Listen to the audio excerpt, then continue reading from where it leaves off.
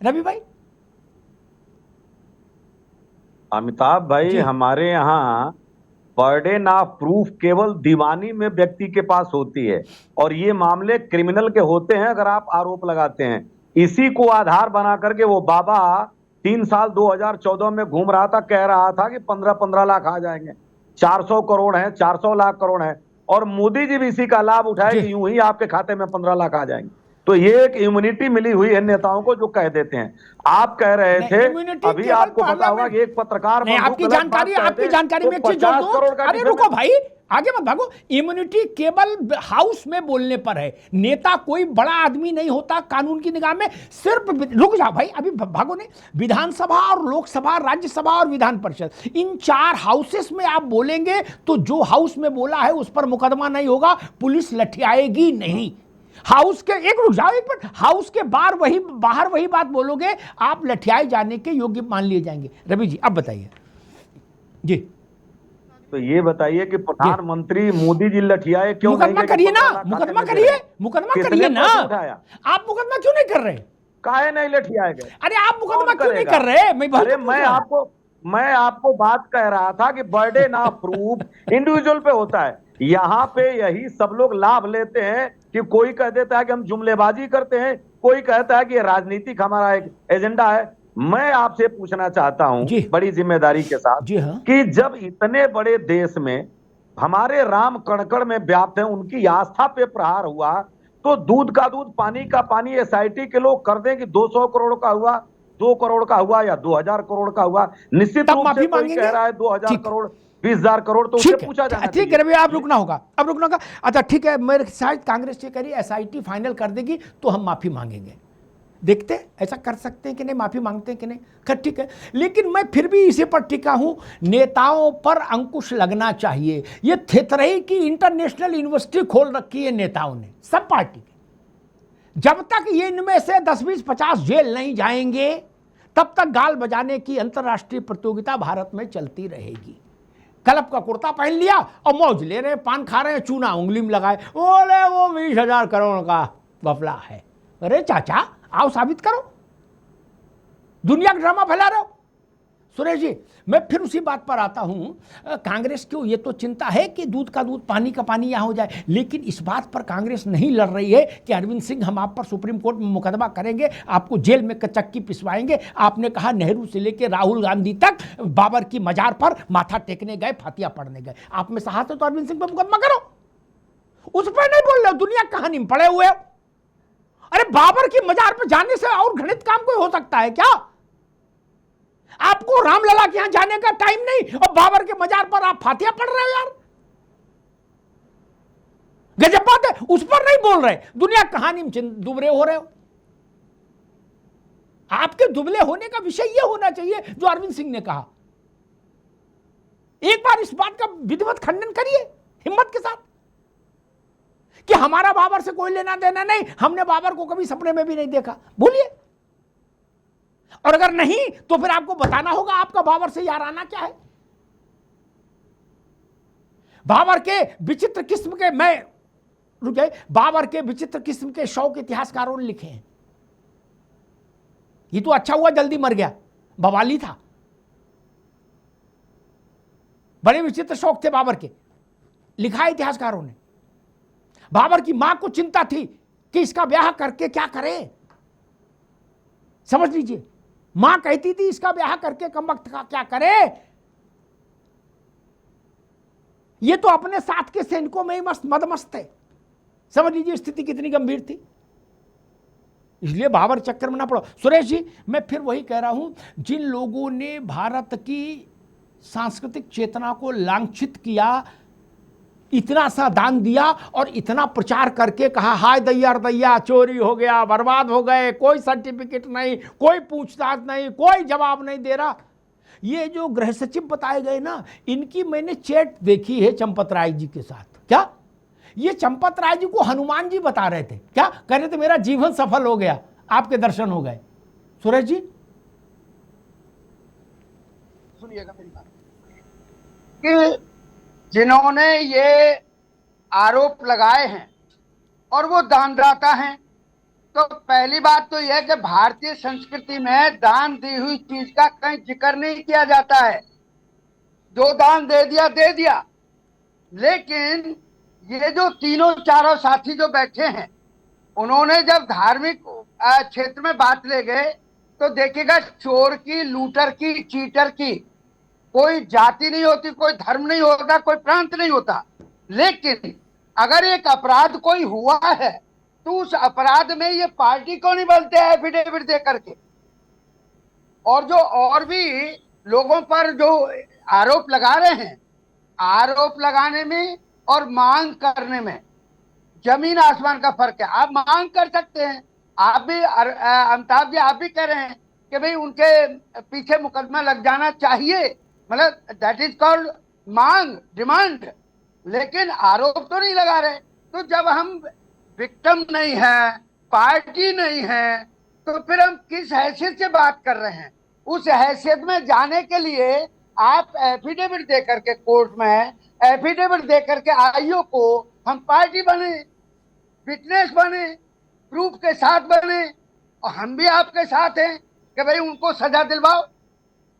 और आपके सजा दिलवाने में कहीं आड़े नहीं आएंगे, आपका समर्थन करेंगे। भगवान के दान लेकिन खुद मांगती थी, अब दान पे ज्ञान दे रहे हैं।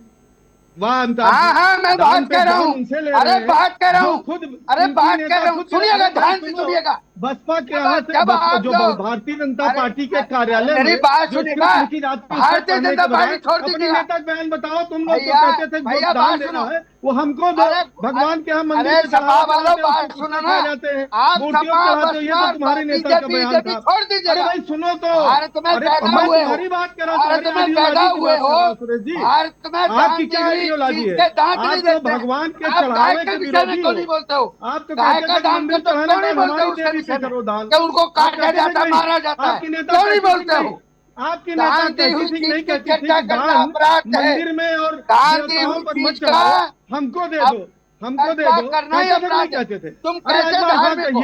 तुम एक बार कहिए ना, ही पाप कर रहे हो, धर्म की आड़ में ही पाप कर रहे हो। नहीं धर्म में पाप तो आप करने से कोई फायदा नहीं। को नकारते थे, आप यही कहते थे ना कि मंदिर में जो चढ़ाते हो उसको अरे भाई कौन लोग उपयोग करते हैं? जो आप चढ़ा चाहते हो कोई और खा लेता, चढ़ाने बजा हमको दो। राम मंदिर की आपके पास कोई दान की रसीद है? नहीं, आप रसीद है क्या? आप बताओ दान की रसीद है क्या? अरे सिंधी परिवार का आदमी, थोड़ा शर्मसार हो जाओगे, दिखाया नहीं जाता। 1000 ईंटों के लिए कह रहा है। दोनों मित्रों को रोकूंगा, सुरेश जी को भी और धर्मेंद्र जी को भी, दोनों मित्रों को रोकूंगा। रत्नेश मिश्रा पहुंचूंगा। रत्नेश मिश्रा, आपकी सरकार लखनऊ में भी है, आपकी सरकार दिल्ली में भी है।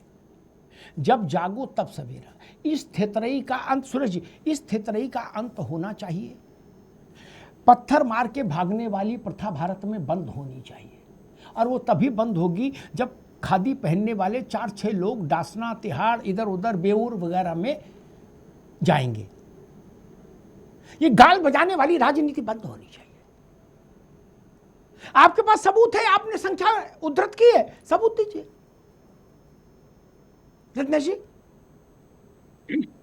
देखिए अमिताभ जी, अभी मैं देख रहा था जब बीएसपी के वरिष्ठ नेता बोल रहे थे तो उनकी आइडियोलॉजी को लेकर तमाम सारी टिप्पणियां समाजवादी पार्टी के प्रवक्ता के द्वारा की जा रही थी। तो एक चीज तो मुझे आज दिख गया, मैं थोड़ा सा विषय से इतर जाना चाहूंगा आपकी अनुमति से। मुझे जहां तक पता है सुरेश चंदी उसी पीडीए का हिस्सा है जिस पीडीए की बात अखिलेश यादव की पार्टी करती है। लेकिन आज जब एक पीडीए का व्यक्ति इनसे थोड़ा इतर होकर बोल रहा था तो उसको किस प्रकार दबाने का प्रयास समाजवादी पार्टी के प्रवक्ता ने किया, इस पैनल में हम लोगों ने देखा। तो ये तो अपनी आइडियोलॉजी से ही इधर उधर है, डब्बा जब्बा है, इन पे क्या ही बात की जाए। और मैं एक चीज जानना चाहता हूं, और हर एक विषय पर बोलने पर एक होता है, एथिकल अथॉरिटी है आपकी कि नहीं, आपका नैतिक अधिकार नहीं, आपका नैतिक अधिकार है उस विषय पर बोलने का कि नहीं, ये भी लोग पूछते हैं और लोगों को बताना भी चाहिए। मैं तो बड़े दुखी मन से ये पूछ रहा हूं कि समाजवादी पार्टी को ये नैतिक अधिकार कब से प्राप्त हो गया कि वो राम मंदिर पर बोलना शुरू कर। समाजवादी पार्टी ने क्या एक बार भी ये कहा कि हमें दुख है, हम माफी मांगते हैं कि हमने हजारों कारतूसों को गोली चलवाकर हत्या करवा दी? इनके नेता रामगोपाल यादव का सदन में दिया हुआ बयान है कि और मरवाने पड़ते तो और मरवा देते। मतलब इनका नेता सदन में कह रहा है कि हम आज और भी राम भक्तों की हत्या करा सकते थे और आज ये छाती पीट पीट कर खुद को राम भक्त बताने पे जुड़े हैं। अरे भाई, एक समय व्यक्ति जो राम का नाम नहीं लेना चाहता था वो आज कह रहा सीताराम सीताराम सीताराम सीताराम सीताराम। हो गई काल लेने वाली स्थिति। मामा मारीच बने बैठे हैं, कभी राम को देखना नहीं चाहते थे, आज कह रहे सीताराम सीताराम सीताराम सीताराम सीताराम। भैया जनता को सख्त होगा। वही स्थिति कांग्रेस पार्टी वाली भी है। कांग्रेस पार्टी के वर्तमान के जो नेतागण है, कभी राम का उनसे कोई लेना देना नहीं रहा। मैंने आज तक राहुल गांधी को कभी होली खेलते हुए नहीं देखा। आज तक मैंने राहुल गांधी को कभी दीपावली मनाते हुए नहीं देखा। आज तक मैंने राहुल गांधी को कभी रक्षाबंधन मनाते हुए नहीं देखा। हाँ, क्रिसमस मनाते हुए देखा है, उसकी बाकायदा पार्टी करते हुए देखा है। तो आपको राम पे सवाल पूछने का भैया नैतिक अधिकार कहाँ है? और अब दूसरी बात पे आ जाता हूं, जो आपने सवाल पूछा, सबकी जवाबदेहिता तय होनी चाहिए। और आपने एक बहुत अच्छी बात की, जो आपने कॉन्स्टिट्यूशनल इम्यूनिटी की बात की, भैया वो हाउस में है केवल। आप जब विधानसभा में, विधान परिषद में, लोकसभा में या राज्यसभा में बोल रहे हो तो आपको बोलने की असीमित स्वतंत्रता है। वो भी इसलिए नहीं कि आप आओ बाओ साओ कुछ भी बोले, इसलिए हमारे संविधान निर्माताओं ने वो असीमित स्वतंत्रता दी ताकि आप जनहित के मुद्दों पर खुलकर बोल सकें और जनहित के मुद्दों को सदन में खुलकर उठा सके और आपकी आवाज को दबाया ना जा सके। तो उस कॉन्स्टिट्यूशनल इम्यूनिटी की भी एक सीमा है, उसका भी सम्मान हमको करना चाहिए। लेकिन ये लोग तो इस बात को जानेंगे नहीं। और एक चीज मैं आपको और बता दूं, इन लोगों ने जितना भी गाना गाया अमिताभ सर, वो सब हो गया एक्सपोज। और आज मैं भी पूछ रहा हूं कि वो कार भूषणी वाले चाचा कहाँ हैं? क्या माफी मांगेंगे? वो तथाकथित गृह सचिव साहब कहाँ है? पूरी रामायण दिखा दी। और मैं तो कह रहा हूं, आपकी एक बात से मैं सहमत हूं कि भैया ट्रस्ट वाले इनको बुलाओ और इनके मुंह पे फेंक के मारो। हमारे यहाँ तो सनातन धर्म में ये कहा जाता है, दान दे दिया तो भूल जाओ। राम के यहाँ जा करके कितने का है, कितने का है, उससे मतलब नहीं। अरे आपने कितना दान दिया है? आपने कितना दान दिया है? बेशर्मी है, अखिलेश यादव ने कितना दान दिया है? चंदा चोरों, चंदा भाजपा कितना दान दिया है? भाजपा ने कितना दिया है? भाजपा ने कितना दिया है? अरे तुम लोग बताओ, भारतीय जनता पार्टी कितना चंदा दिया है? चैलेंज करता हूं, भारतीय जनता पार्टी ने कितना चंदा दिया है? तुम्हारी 7 पुस्तकों को धन्यवाद दूंगा, बता दो। यहाँ बताओ, चोरों बताओ कितना चंदा चोरी की हो बेईमानो। चंदा चोरों, कोई दान देने वाला माफी मांगे बेशर्मों से, रामद्रोहियों से कोई मुलायम सिंह यादव के पूरे खानदान में 100 रुपया दान दिया राम जी का चंदा खा करके बुआ सूफा भौजाई दर्शन करे तो बताओ। दान दिया, माफी मांगे। 2.5 साल में राम देखा लाई दो तो बड़ा बैठो राम मंदिर पर बोले थे। अरे दूध करो जाकर तुम्हारे सदन राम भक्तन का अयोध्या बहुत तेज पहचानत है। 2.5 साल बीत गया, बोले के दर्शन बोलने। अरे तुम्हारी ये तू अच्छा नहीं जनता, तू ऐसे चिल्लाए सपा वाले, तुम्हारे सबका जाना चाहिए, तुम्हारे सबका जाना चाहिए कि हमारी इनका काम है तो राम नाम चिल्लात बाटे, नहीं तो ये अल्लाह अकबर वाले हुआ है। तुमका नाम से कुछ नहीं लेना देना है। तुम्हारी जनता बंदी कर जाना चाहिए, कर दो, तुम कुछ न कर दो। 2.5 साल में आए रखते चक्कर खानदान में इसको मनाइए जैसा मौका मिला हमें कि 2.5 साल में हमें दर्शन करिए। अखिलेश यादव का 2024 के बाद राम मंदिर का दर्शन करिए। अरे भक्तन का हत्यारा, अरे राम भक्तन का हत्यारा। ठीक है रत्नेश जी, रुकना होगा, धर्मेंद्र जी रुकना होगा, दोनों मित्रों को रुकना होगा। दोनों ने अपनी अपनी बात रखी।